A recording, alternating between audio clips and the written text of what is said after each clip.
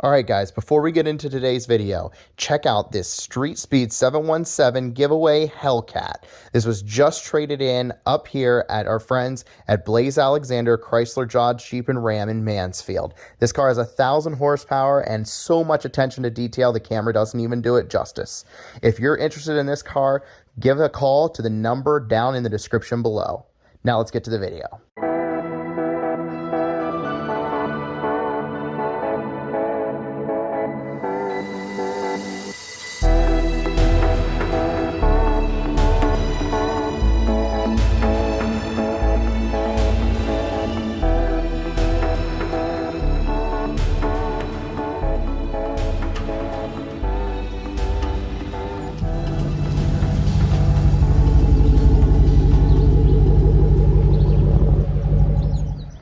Today we're going to do a review on a 2020 Hellcat Red Eye. We'll start out by taking a look at a key. Everybody's pretty much familiar these days now with the red key. The red key unlocks the full horsepower. There is also a black key that comes with these cars that limits the horsepower to somewhere around 500. But today we have the red key. It's a pretty standard Chrysler key. Has your lock, unlock, trunk, remote start, and your panic button. Now I'm a big fan of functional hood scoops and vents and things. This one right here is a light, a little circle light with a vent that goes right into your air intake down below. There's also two functional vents up top. That one over there is also a little hole that goes in with a ring light around it. That one just pretty much is blocked off over there. We have an air dam down below. And then, of course, the very stereotypical yellow shipping protector on your splitter down below.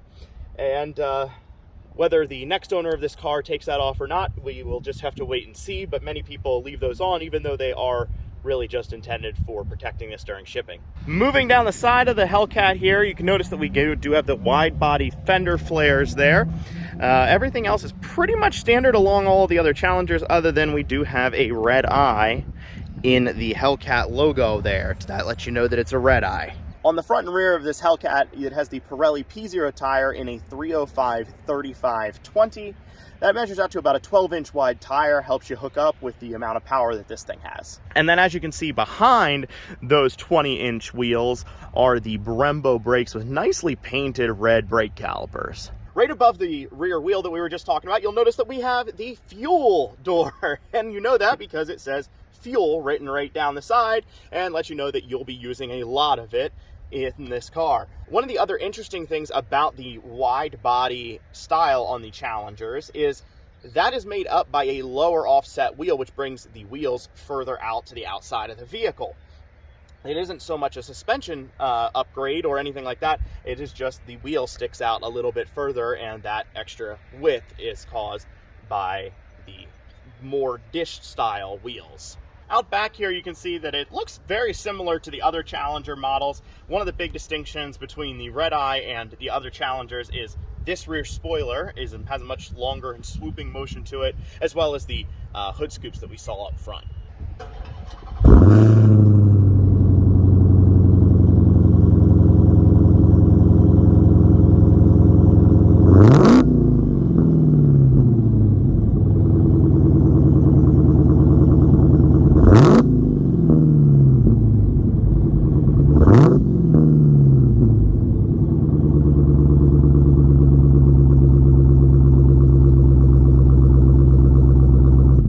Under the hood of this Hellcat, you can see that we have our functional air scoop right here, as well as a nice SRT logo. You can see that the engine is really all exposed here. There's not a lot of covers or things like that. I thought it was curious. I recently reviewed the Ram TRX, and they really decided to cover up that engine. It's basically the same setup. This has a higher horsepower setup, but basically the same idea in that truck, and you would actually have to remove a lot of the covers in that to see your supercharger, and really it's beautiful, so I'm surprised that they did that, but you can see everything here under this Challenger. You got an SRT logo with your Hellcat with the red eye in it. I remember just a few years ago when the original Hellcat was announced, and they said that it was going to have, I believe, 707 horsepower, and that just seemed unbelievably, like, unrealistic. Like, nobody was ever going to put that much power in just one of their muscle cars, but Dodge did. I remember being told about that, and the red key and the black key, which they still have today, and thinking that there was no way that this was going to make it into a production car, but here we are, and we've already one-upped it. One of the things you might not notice if you just see one of these driving down the road, this is a very large car. It's larger than the Mustang, it's larger than the Camaro, and nothing is more evident of that than when you go to open the door.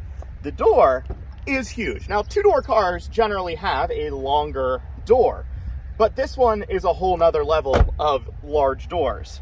It doesn't necessarily mean it's a bad thing. It does have weight to it. You know that you know that there's a big long door here, but doesn't put it really far out of reach or any of those things, but you know that you're gripping onto something with some weight. Now, climbing inside of the Hellcat Red Eye, you will notice that the car is fairly bare bones and simple inside. It does have a fair amount of features still, but the overall design is pretty minimalist. When the Challenger first came out, their interior was truly my least favorite in the Mustang Camaro Challenger segment. I was not impressed with the original ones at all. They have updated, and this has evolved over the years and is vastly improved from the original.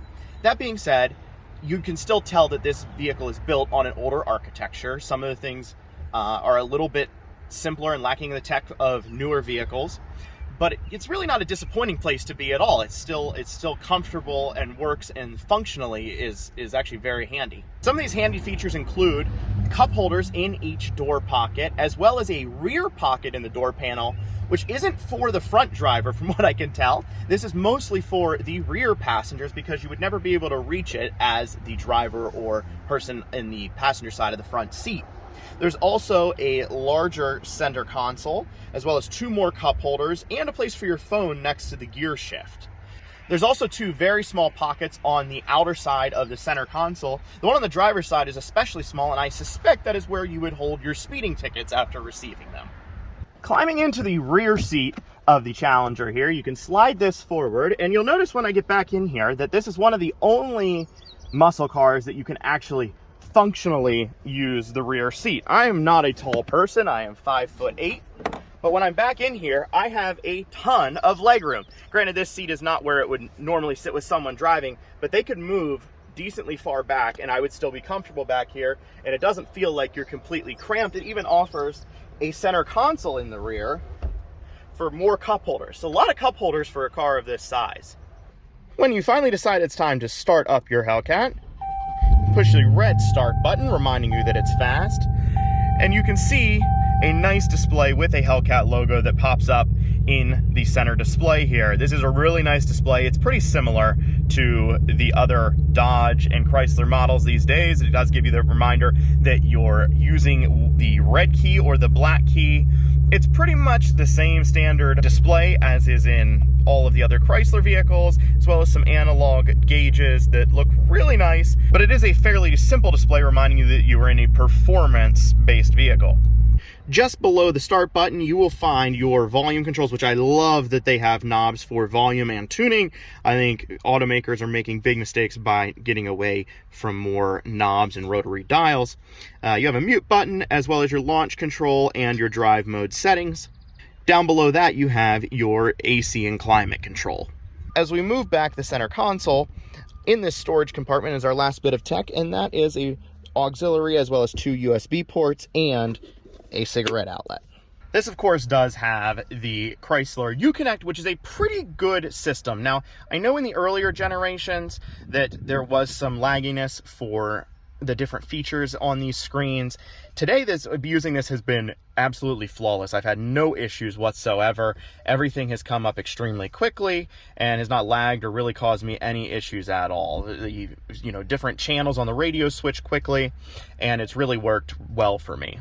As far as performance features, we can hit this SRT button down below here, and this brings up a similar screen to what like the Ram TRX and other SRT vehicles have, and it's a really cool display of all the things that is going on with your vehicle. Performance-wise, we have the horsepower, the transmission settings, as well as, I think if we switch through here, it will go to another screen, show you launch control. We can go to track, sport.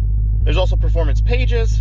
which can be configured for a little bit more elaborate, a little bit more informative display of your performance metrics, such as G-force, dyno, and your temps, and this can all be configured to whatever suits you best.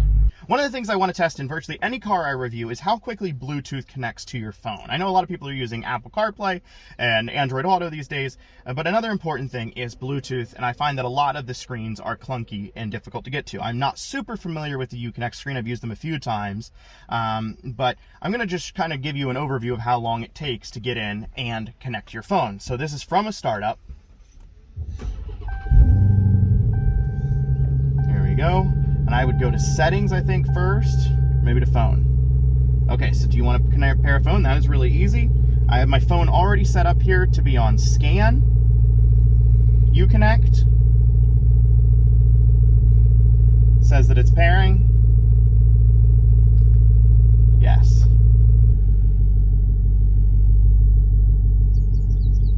Okay.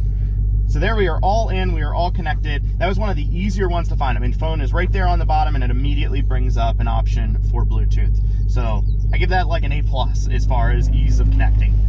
Just taking a look quickly around the interior of the Hellcat, you'll notice that it has some nicely stitched leather on the door panels that continues across the dash, but it does have a lot of similar buttons and things to the other Chrysler models. This is not a big surprise. All auto manufacturers, especially in vehicles like this where there's many different models, use basically the same thing across the board, but these are the same basic switches and things that are in a variety of Chrysler and Dodge vehicles.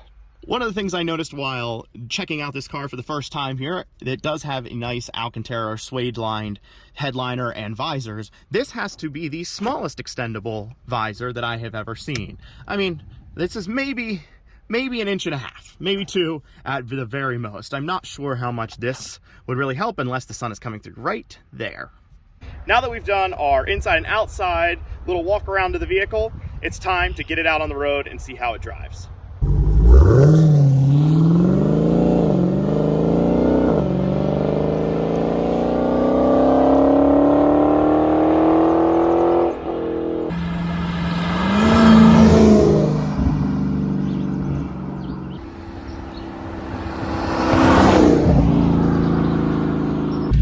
First little pull here in the red eye. This is a dealer car, so we're not going to go too crazy with it here. But the first thing you notice is the 2 serious snouts that are peeking out above the hood up there. Haven't gotten it on any crazy twisty corners yet, but it handles better than you think. Like the Demon obviously is track focused. This one actually does handle pretty well. It's still a big car, so you feel a little bit of that, but you know, it's a little bit better than I think people give them credit for being how heavy the car is, especially. One of the things you immediately notice is how loud the exhaust is. Hopefully you can actually hear me over the exhaust. Right now it's not too bad. There is certain pitches where it drones a little bit in the cabin, but really not too bad, and is pretty aggressive for a car from the factory. So, but yeah, handles pretty well on these little bit of twisties that we got here. Nothing too crazy, not a mountain road by any stretch. The loud exhaust does lend itself to a few pops when you downshift every once in a while. Now this is the 8-speed transmission. I don't know if I mentioned that yet. It's in pretty much all the Chrysler vehicles these days and is an excellent transmission actually. It shifts faster than what you would think for, you know, not a dual clutch. It's not as fast as one of those, but it still shifts and is pretty intuitive overall. One of the things I did notice is the seats are very comfortable, and as I sort of alluded to earlier, this is built for performance and function rather than like ultimate luxury or ultimate like race car. The seats are comfortable, they're bolstered really well, but if you were on a racetrack, you would probably want something that has a little bit more bolstering to the sides, but for long trips, this is definitely the better option. All right, after those few little pulls that we did there, we're gonna head back to the dealership and wrap this thing up. After taking the Hellcat out on a little ride, I have to say it's one of the more crazy, ridiculous vehicles that like you kind of can't believe was even built on the road today. That you can get like a factory warranty in an 800 horsepower car is just crazy. I really do have to commend Chrysler on how they just keep improving their vehicles that are the same basic platform and have been for many years. They really, like, this is the same car that they built 10 years ago. And they just keep making them crazier and crazier.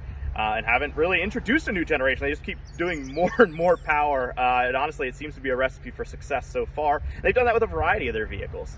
Obviously, this isn't going to be the car for everybody. It's not going to be, you know, it's not going to handle like a Corvette. It's not going to be as fast as other vehicles, even though it's ridiculously fast. It's not going to be as fast as other vehicles out on the road, especially with modifications, because it's too heavy, but it really is functional and gives you a really good balance of, you know, both worlds out there. Let me know down in the comments below what you think of the Hellcat Red Eye. Let me know if you think if it's a buy or if it's a bust. Thanks so much for watching, guys. Have a great day.